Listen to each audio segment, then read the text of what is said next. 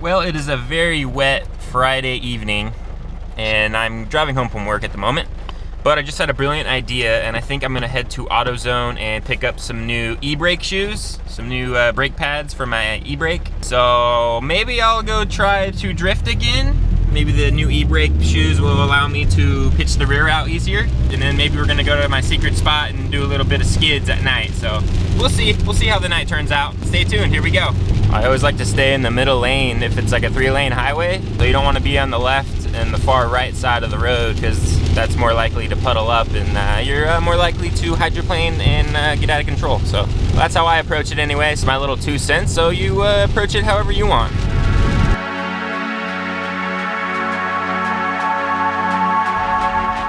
What's up, AutoZone? Did you miss me or what? I bet you did. Well, what do you know? AutoZone doesn't have what I want, so you know who does have what I want? Napa Auto Parts. I think I'm just gonna start going there from now on, even though it's like way out of the way, but they seem to have way better deals and way better variety, in my opinion, in my experience. So we're gonna head over there right now. I'm also a local at Napa Auto Parts, that's for sure. Ooh, look at what I got here. Ooh, Subi got a new pair of shoes. Not wheels though, kind of boring pair of shoes, let me tell you. But it is important, so we're gonna roll out right about now. Heading home and hopefully installing these things tonight, but you never know. I usually try to postpone it. We'll see. Later. Well, this isn't the house. You're right, it ain't. It's In-N-Out, and that's what's for dinner. That's what's for dinner, In-N-Out, baby. Give me some double, some fries, a Coke. You name it, I'm getting it. 517 up, and I'll let you go, babe. Sounds good to me. All right, thanks.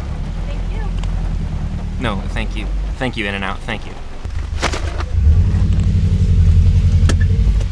Brake boosting in this bitch. That was me trying to leave my e-brake on. See how shitty it is? Alright, let's get home. Damn, what's going on? It's wet out here. It's moist. It's damp out here, man. Traffic in the tunnel. It's stupid.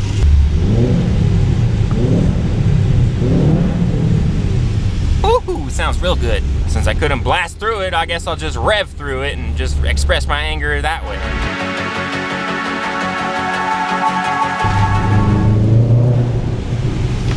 Rain or shine, we're gonna be doing that tunnel grind.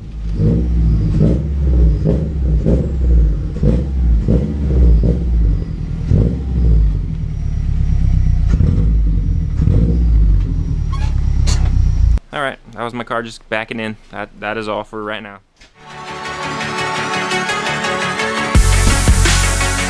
What's up, guys? Today we're gonna do the brake shoes on my Subaru, or attempt to anyway. My parking brake, e-brake, whatever you want to call it, they need to be replaced, and I happen to have a brand new set right here from Napa Auto Parts. So let's go on ahead and get the car off the ground and start taking stuff off.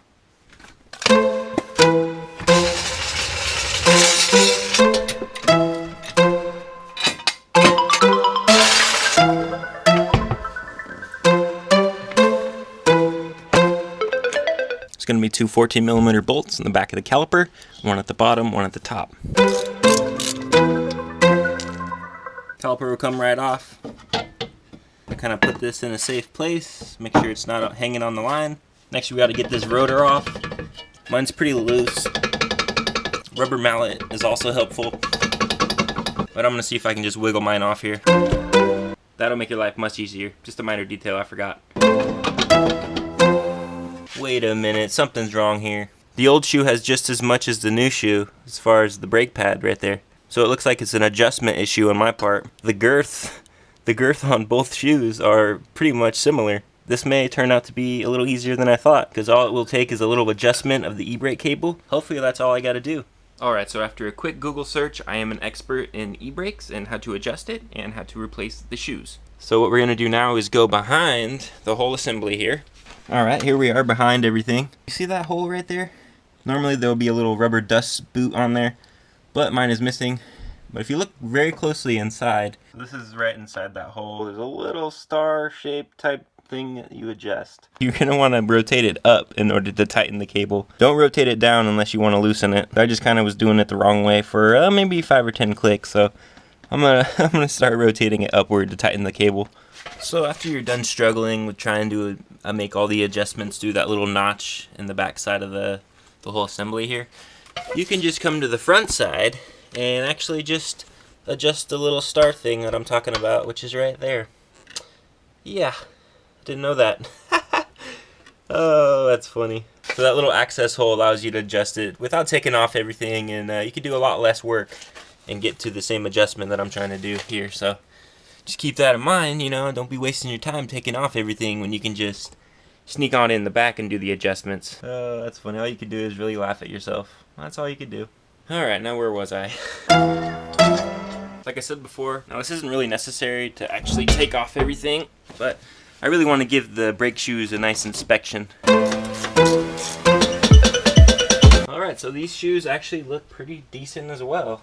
So the good news is it's not a brake issue, it's just an adjustment issue. So it should be pretty simple. While I have the rotors off, I am going to go on ahead and give them a good cleaning before I put them back on my car. You can see there's a bunch of brake dust and residue. It's always good to have a nice clean surface for the pad to work its magic on. Alright, so I'm on the other side now working with the brake shoes, trying to get the e-brake set right. And you can see all those threads that are coming out there?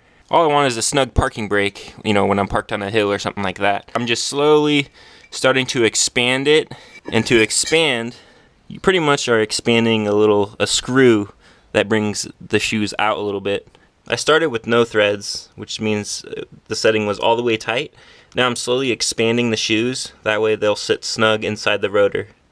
Pulling it upwards just like that, that is going to be expanding the threads. So if you wanted to tighten them up, then technically you just go down. You can see it wiggles. Still a little bit of wiggle room, so you know it's not binding up in there. So I'm gonna go pull the e-brake.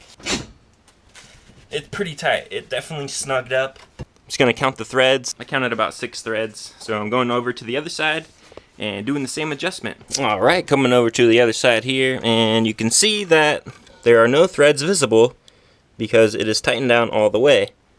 So now I'm gonna slowly start to expand, and you'll start to see those threads pop out. So the upward motion will expand for you. Now we can see the threads, and now let's give it a nice test fit here. We don't want it too tight, we don't want it too loose. A little too tight for my liking, so I'm gonna go ahead and thread it in one here. Couple little clicks. Retry, refit. Let's go ahead and pull that e-brake and see how it feels. Ooh. It actually stops. Before it went whoop, way up there. Now it's just over halfway. And it feels like it's snugging up too. It feels like it's doing something. Whew! Alright, we're on the home stretch here. I think I'm gonna throw the calipers back on each side. Yeah, let's get the tires back on and get this thing on the ground and give it a real test.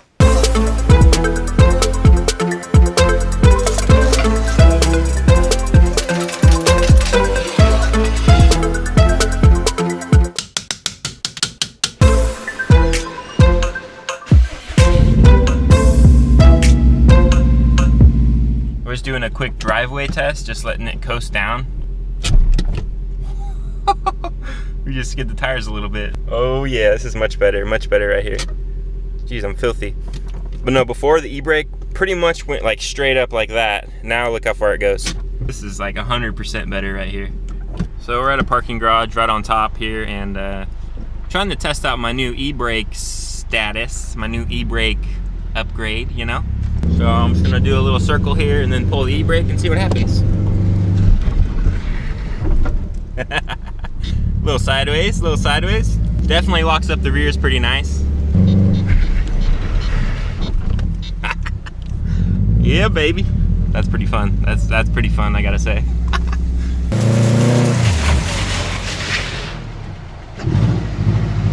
Go drink, baby.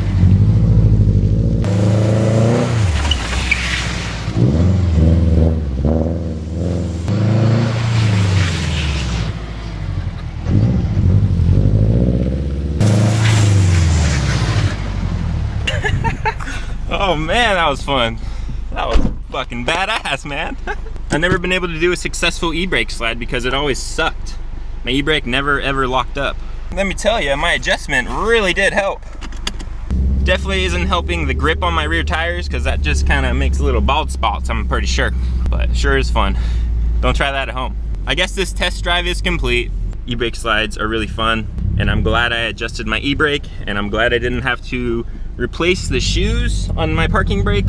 So with that being said, I think I'm gonna go return the $40 brake pads, get my money back, and go on with it. So thanks for checking out the video, guys. Hope you enjoyed, and we will catch you on the next episode, the next video, the next in the garage video, the next whatever. We'll just see you. We'll catch you on the next one. If you want, you can click on the video to the right of me, click on the video, click the subscribe button on the left, and you know, we'll see you on the next video.